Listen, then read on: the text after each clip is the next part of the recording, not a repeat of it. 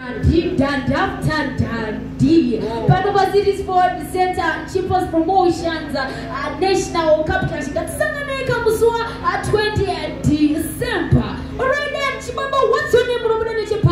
Only Tomati, out at you. Chibaba, I love the energy, boys. I love the energy. Chibaba, what's your name? Santa J. Maria Chipaz Promotions. City Promax. The fun of the energy, our boys. I love the energy. Make it happen, these other boys. She's going again, but not to change at the 449. DJ Gunz, no time to waste here. Yeah, man. Yeah, man. What is it? What is it? What is it? Even Madam Petch, that's the Toba was the book of the second page. Tomati is in the Panosika Pass Catch. One of the Jumpa Sinava Kujapa Yach, and we have a body of the Shiri of Catch. What is my friend? What is the Patch?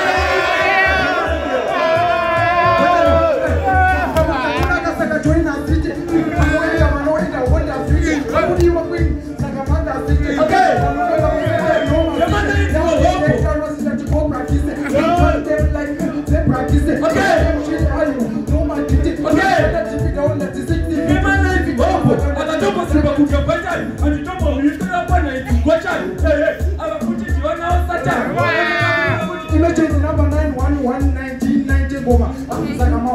5432. Kasusia 12 man number 11. Okay.